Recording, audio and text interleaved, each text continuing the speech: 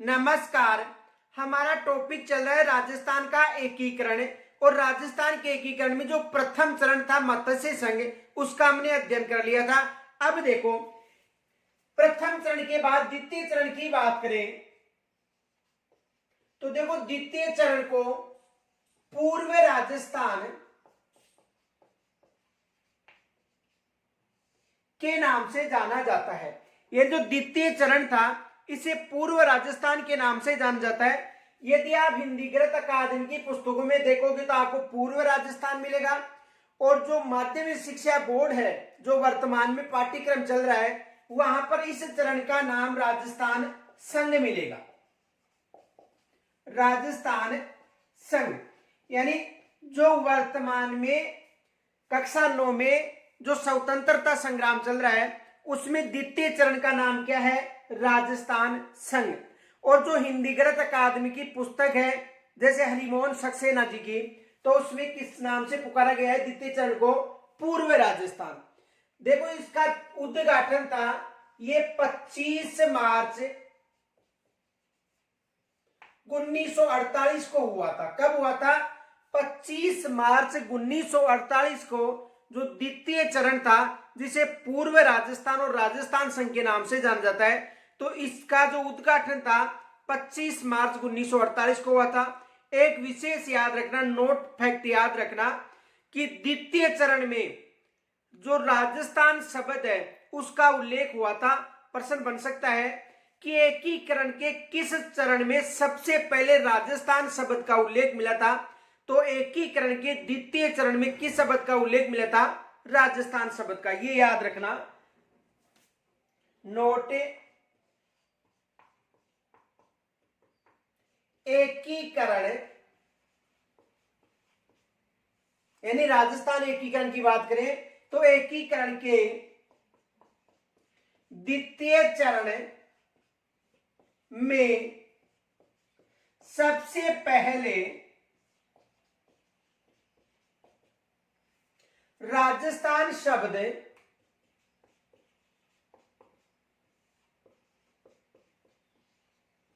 का उल्लेख मिला था।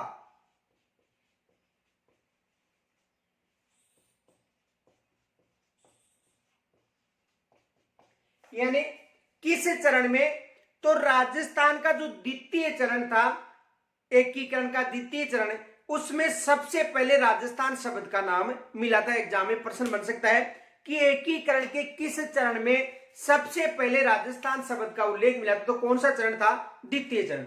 आगे देखो, यानी द्वितीय चरण की यदि उद्घाटन की बात करें 25 मार्च 1948, यदि रियासतों की बात करें तो देखो, रियासत कौन कौन सी थी? एक थी डूंगरपुर,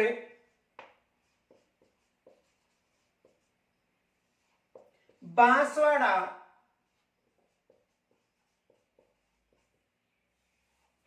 प्रतापगढ़,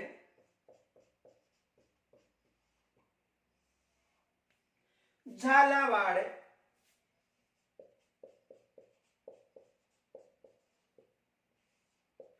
कोटा, बूंदी, टोंक, शाहपुरा व किशनगढ़।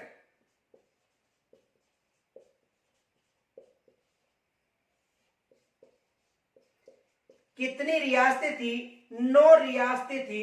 ये याद रखना कौन कौन सी थी। देखो, एक थी डूंगरपुर, बांसवाड़ा, प्रतापगढ़, झालावाड़, कोटा, बूंदी, टोंक, शाहपुरा व किशनगढ़। यानी द्वितीय चरण की बात करें तो द्वितीय चरण में कितनी रियासतें थी? 9 रियासत। देखो, एग्जाम में यहां से प्रश्न बनता है कि राजस्थान के एकीकरण के द्वितीय चरण में कितनी रियासत थी? तो राजस्थान के एकीकरण के द्वितीय चरण में देखो, 4 जो रियासत पीछे हमने देखी थी, यानी जो मत्स्य संघ की है, तो वो इनमें शामिल नहीं थी। वो 5वें चरण में आकर शामिल होंगी। तो ये याद रखना, द्वितीय चरण में केवल कितनी रियासत थी? 9 रियासत। यदि 5 जो मत्स्य संघ था उसका निर्माण तो 18 मार्च 1948 हो गया था, लेकिन 5वें चरण में से शामिल किया गया था एकीकरण के चरण में। तो याद रखना द्वितीय चरण में कितनी रियासत थी, तो द्वितीय चरण में 9 रियासत याद रखना। कौन कौन सी थी, डूंगरपुर, बांसवाड़ा, प्रतापगढ़ थी, झालावाड़ थी, कोटा थी, बूंदी थी, टोंक थी, शाहपुरा थी और किशनगढ़। तो आप यहां तक स्क्रीनशॉट ले सकते हो।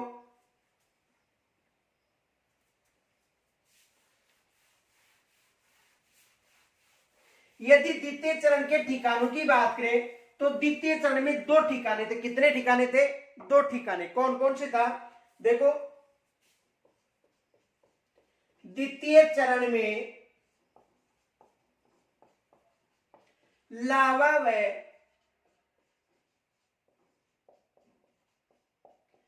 कुशलगढ़ 2 ठिकाने थे। यानी द्वितीय चरण में कितने ठिकाने थे, 2 ठिकाने थे। कौन कौन से ठिकाने थे, देखो एक तो लावा था और दूसरा कौन सा था, कुशलगढ़। यानी एकीकरण के द्वितीय चरण में 2 ठिकाने याद रखना, 9 रियासत और 2 ठिकाने। आगे देखो, यदि राज प्रमुख की बात करें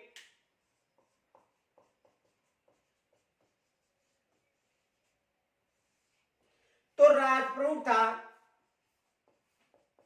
महाराजा भीम सिंह।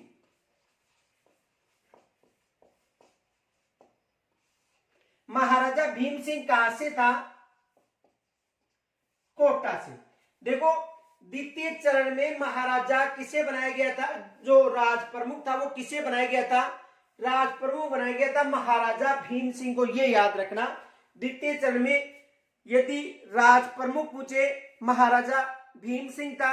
एग्जाम में ये भी प्रश्न पूछा जा चुका है कि द्वितीय चरण का महाराजा प्रमुख कहां से था, राज प्रमुख कहां से था, तो द्वितीय चरण का राज प्रमुख कहां से था, कोटा से। प्रश्न यह आया था कि एकीकरण के द्वितीय चरण में, देखो प्रश्न क्या था, एकीकरण के द्वितीय चरण में राज प्रमुख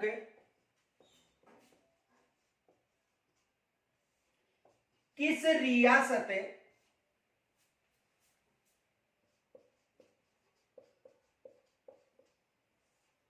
से था, तो किस रियासत से था, याद रखना कोटा रियासत।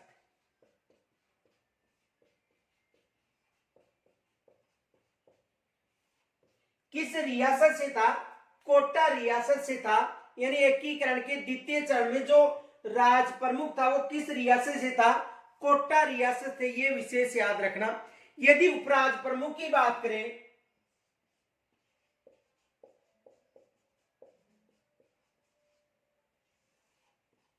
देखो द्वितीय चरण का जो उपराज प्रमुख था इसमें एक ज्येष्ठ उपराज प्रमुख था और एक कनिष्ठ उपराज प्रमुख था। यदि जो बहादुर सिंह था बूंदी का, उसे ज्येष्ठ राज प्रमुख बनाया गया था और जो लक्ष्मण सिंह था डूंगरपुर का, इसे कनिष्ठ राज प्रमुख उपराज प्रमुख बनाया गया था। तो उपराज प्रमुख की बात करें, महाराजा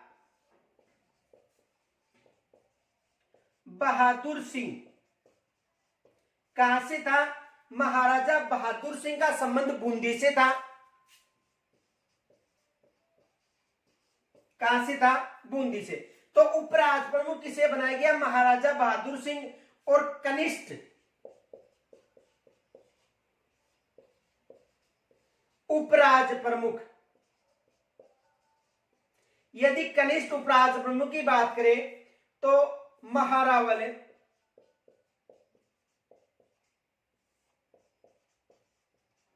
लक्ष्मण सिंह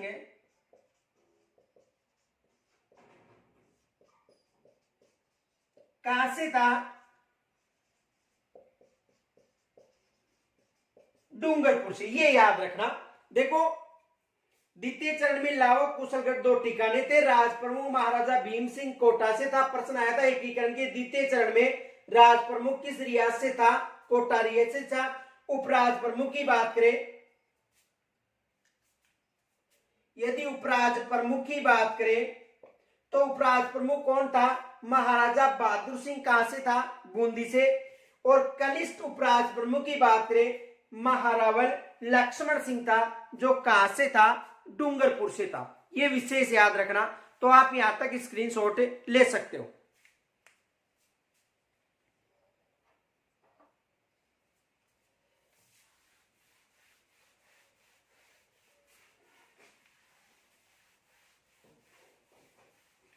यदि प्रधानमंत्री की बात करें, द्वितीय चरण में प्रधानमंत्री,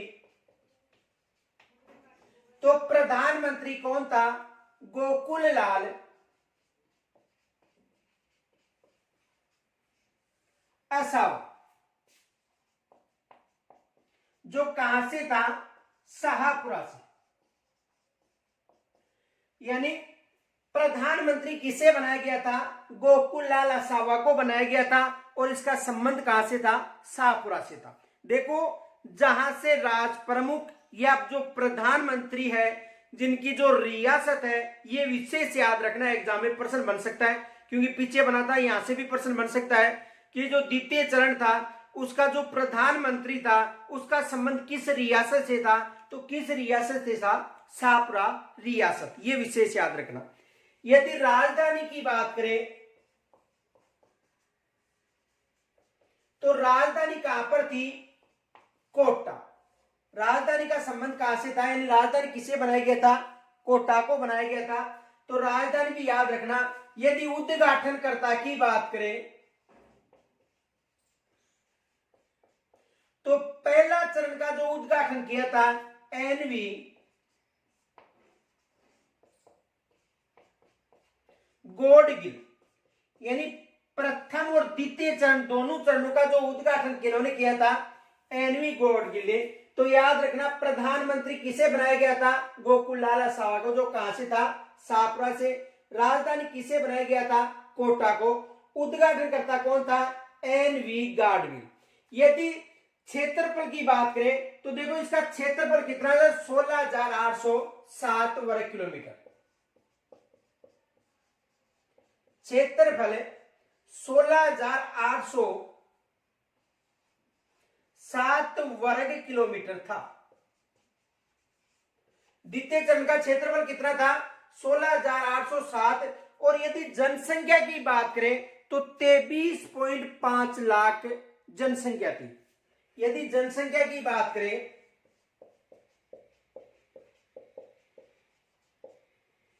तो जनसंख्या कितनी थी? 23.5 लाख। यदि वार्षिक आय की बात करें,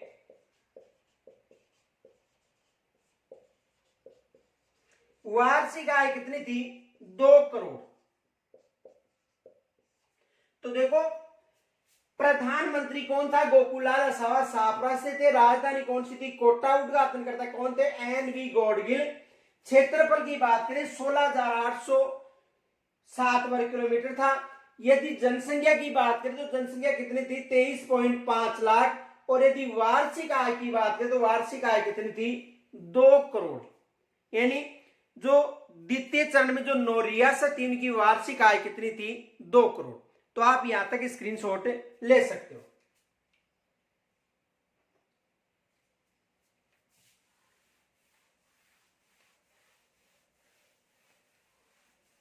देखो, इससे संबंधित एक दो प्रश्न बन सकते हैं। एक तो ये प्रश्न अधिकतर पूछा जाता है, बांसवाड़ा में जो वर्तमान में जो बांसवाड़ा, वहां पर जो कुशलगढ़ है, वो पहले एक रियासत थी। तो कुशलगढ़ है, तो कुशलगढ़ का एक शासक था चंद्रवीर सिंह। तो कुशलगढ़ के शासक चंद्रवीर सिंह ने कहा था, जब विलय पत्र पर हस्ताक्षर करा था, उस समय कहा था कि मैं मेरे मृत्यु प्रमाण पत्र पर हस्ताक्षर कर रहा हूं। देखो,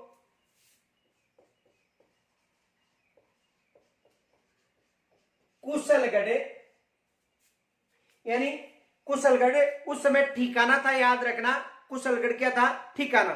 तो कुशलगढ़ के शासक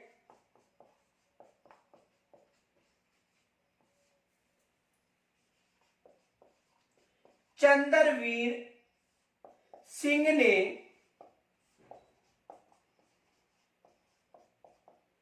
कहा था कि मैं मेरे मृत्यु प्रमाण पत्र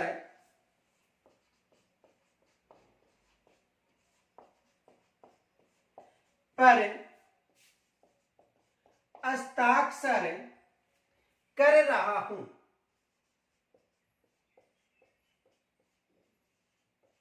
ये याद रखना, यानी जो कुशलगढ़ था एक ठिकाना था और वहां का शासक कौन था? चंद्रवीर सिंह। तो जो चंद्रवीर सिंह था यानी कुशलगढ़ का जो शासक चंद्रवीर सिंह था, उन्होंने विलय पत्र पर हस्ताक्षर करते हुए ये कहा था कि मैं मेरे मृत्यु प्रमाण पत्र पर हस्ताक्षर कर रहा हूं। एक तो ये प्रश्न अधिकतर पूछा जाता है। दूसरा ये प्रश्न पूछा जाता है एकीकरण के द्वितीय चरण के समय कितनी रियासतों या कितने रियासतों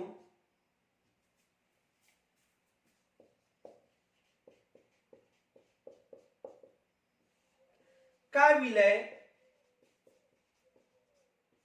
हो चुका था?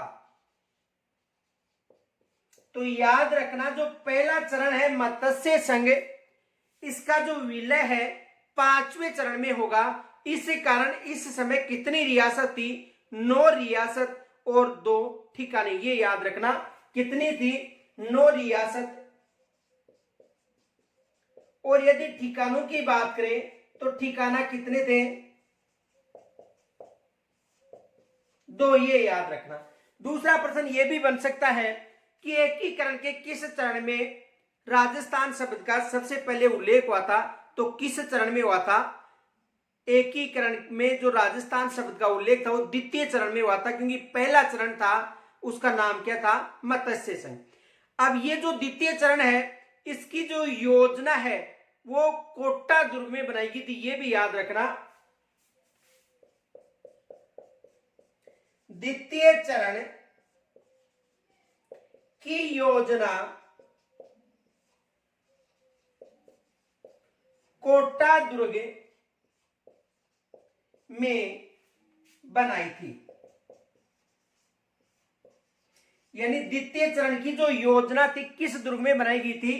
कोटा दुर्ग में बनाई गई थी। यहां से भी एग्जाम में प्रश्न बन सकता है।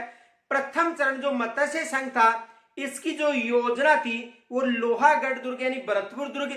आपको बताया था लोहागढ़ दुर्ग का नाम लॉर्ड लेक ने दिया था 1805 में। लॉर्ड लेक ने लोहागढ़ दुर्ग यानी भरतपुर दुर्ग पर 5 बार आक्रमण किया था। इन 1805 में लॉर्ड लेक ने भरतपुर दुर्ग पर 5 बार आक्रमण किया था। सफलता न मिलने के कारण उसे नाम दिया था लोहागढ़ दुर्ग। और जो कोटा दुर्ग है इसमें द्वितीय चरण जो पूर्व राजस्थान या राजस्थान संघ है इसकी योजना बनाई गई थी। आप यहां तक स्क्रीनशॉट ले सकते हो।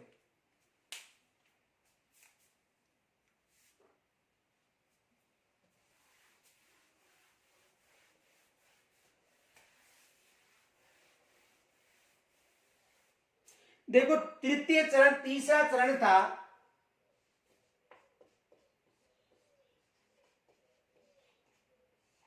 इसका नाम था संयुक्त राजस्थान।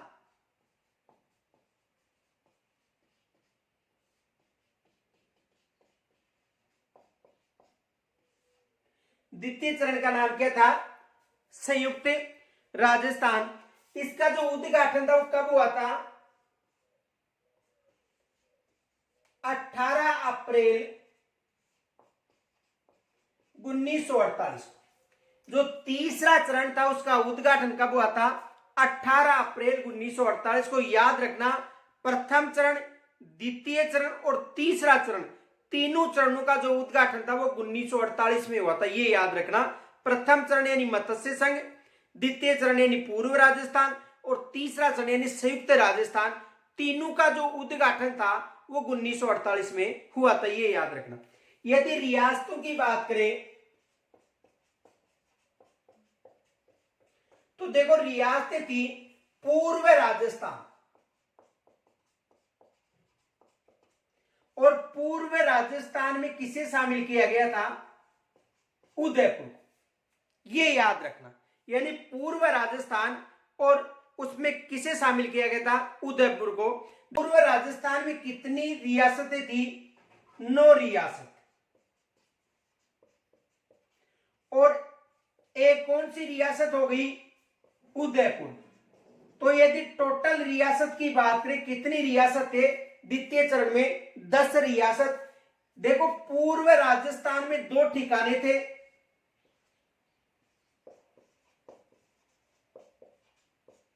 कौन कौन से? लावा व कुशलगढ़। तो रियासत कितनी हो गई? 9 रियासत पूर्व राजस्थान की, और एक रियासत मिलाकर तृतीय चरण में यानी संयुक्त राजस्थान में कितनी रियासत थी? 10 रियासत। ठिकाना की बात में 2 ठिकाने थे, लावा व कुशलगढ़। तो रियासत आपको देखो, द्वितीय चरण के बाद क्रमबद्ध एकीकरण चल रहा है, क्योंकि पहले चरण की जो 4 रियासत थी, याद रखना 5वें चरण में आकर शामिल होंगी। द्वितीय चरण में कितनी रियासत? 9। और तृतीय चरण में एक रियासत मिलाकर उसका नाम क्या कर दिया? संयुक्त राजस्थान। यदि राज प्रमुख की बात करें तो राज प्रमुख कौन था? भूपाल सिंह। संबंध कहां से था? मेवाड़ से यानी उदयपुर से। तो इसका राज प्रमुख किसे बनाया गया? भूपाल सिंह को। और इसका संबंध कहां से था? मेवाड़ से। अब देखो, याद रखना, द्वितीय चरण में जो राज प्रमुख था उसे यहां पर उपराज प्रमुख बना दिया गया, और वहां पर जो उपराज प्रमुख और कनिष्ठ उपराज प्रमुख था उसे यहां पर कनिष्ठ उपराज प्रमुख बना दिया गया। ये याद रखना। देखो, राज प्रमुख किसे बनाया गया? भूपाल सिंह को। और यदि उपराज प्रमुख की बात करें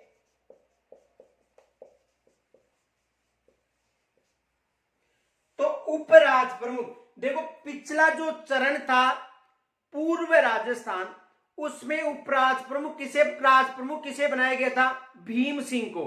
तो कोटा का जो भीम सिंह था उसे तृतीय चरण में उपराज प्रमुख बनाया गया था। ये याद रखना। महाराजा भीम सिंह कहां से संबंधित था? कोटा से। तो देखो, राज प्रमुख किसे बनाया गया? भूपाल सिंह मेवाड़ का।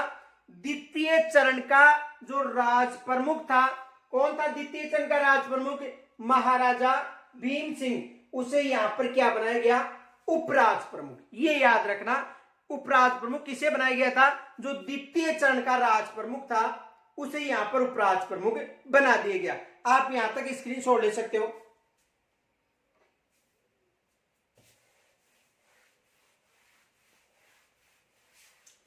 अब देखो, जो द्वितीय चरण का जो उपराज प्रमुख थे उन्हें यहां पर कनिष्ठ उपराज प्रमुख बनाया गया था।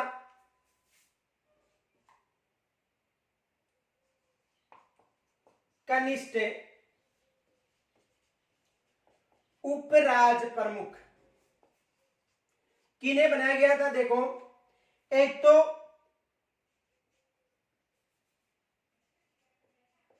महाराजा बहादुर सिंह था। इसका संबंध कहां से था? बूंदी से। जो वहां पर उपराज प्रमुख था, तीसरे चरण में से कनिष्ठ उपराज प्रमुख बना दिया गया। दूसरा था महारावल लक्ष्मण सिंह। कहां से था? डूंगरपुर से।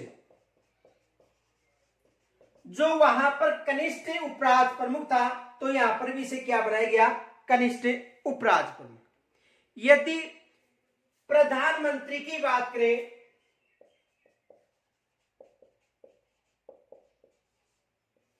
प्रधानमंत्री कौन था? माणिक्यलाल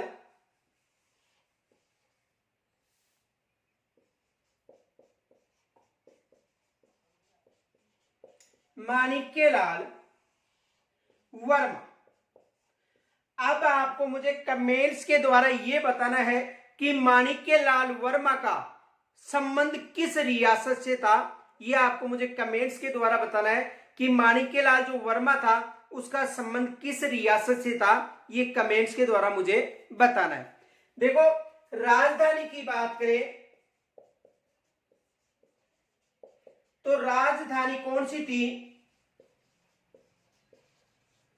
उदयपुर यानी मेवाड़ को राजधानी बनाई गई थी। किस चरण की, तीसरे चरण की। ये याद रखना, राजधानी किसे बनाया गया था, मेवाड़ यानी उदयपुर को।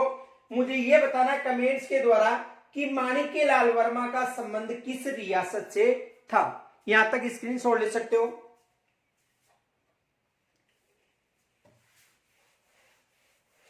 जो तीसरा चरण था इसका जो उद्घाटन था,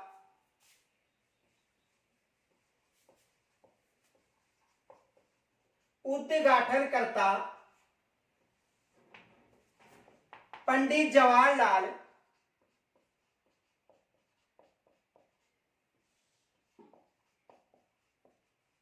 नेहरू थे। यानी जो संयुक्त राजस्थान है, तो संयुक्त राजस्थान का जो उद्घाटन करता कौन थे, पंडित जवाहरलाल नेहरू। यदि क्षेत्रफल की बात करें तो इसका क्षेत्रफल था 29,777 वर्ग किलोमीटर। क्षेत्रफल कितना था, 29,777 वर्ग किलोमीटर। यदि जनसंख्या की बात करें तो देखो जनसंख्या थी 42,60,918। यानी जनसंख्या कितनी थी, देखो इसकी जनसंख्या थी 42,60,918। और यदि वार्षिक आय की बात करें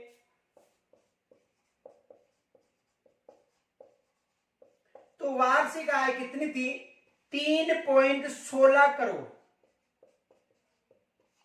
तो देखो तीसरा जो चरण था इसका उद्घाटन करता कौन था, पंडित जवाहरलाल नेहरू। याद रखना, क्षेत्रफल की बात करें 29,777 वर्ग किलोमीटर, जनसंख्या की बात करें 42,60,918 थी, वार्षिक आय कितनी, 3.16 करोड़ वार्षिक आय थी।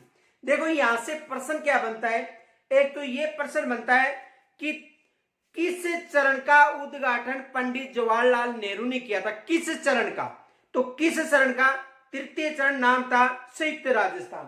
तो एक तो ये प्रश्न बनता है किस चरण का उद्घाटन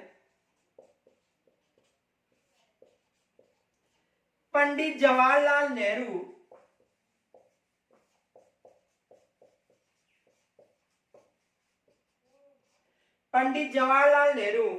ने किया था।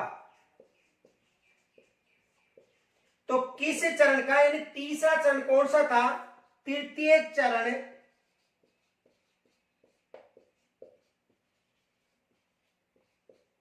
संयुक्त राजस्थान। किस चरण का, तीसरा चरण था और नाम था संयुक्त राजस्थान। तो एक तो ये प्रश्न बनता है, आप यहां तक पहले स्क्रीनशॉट लीजिए।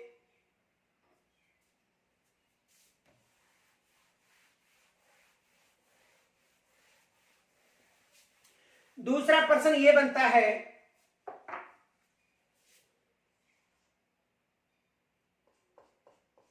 तृतीय चरण में पूर्व राजस्थान में किस रियासत को, यानी तीसरे या तृतीय चरण में, तीसरा चरण में पूर्व राजस्थान में किस रियासत को मिलाकर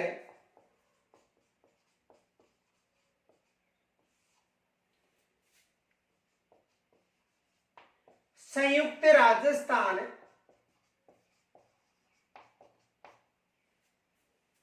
का निर्माण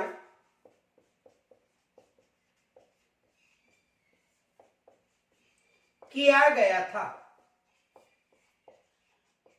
यानी तीसरा जो चरण था उसमें जो पूर्व राजस्थान है उसमें कौन सी रियासत मिलाकर उसका नाम संयुक्त राजस्थान दिया था।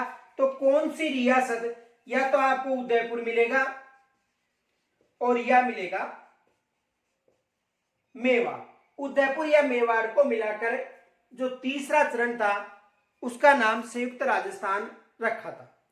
देखो जो नवीनतम जो भूगोल है उसकी जो क्लासें हैं, हमारा एक चैनल है ज्योग्राफी 100 वहां पर चल रही है।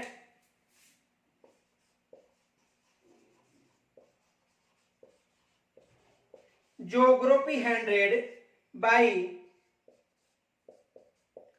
HS चोपड़ा। यहां पर जो नवीनतम भूगोल है यानी जो परिवर्तन भूगोल हो चुका है उनकी क्लासेस चल रही है। कहां पर? ज्योग्राफी 100 चैनल है। और यहां पर आप नवीनतम भूगोल जो परिवर्तित भूगोल राजस्थान का हो उसके बारे में आप अध्ययन कर सकते हो। वर्तमान में वहां पर जो भौतिक स्वरूप है वो चल रहा है। तो एकीकरण से यदि कोई समस्या हो तो मुझे कमेंट्स के द्वारा जरूर बताना। नमस्कार, जय हिंद।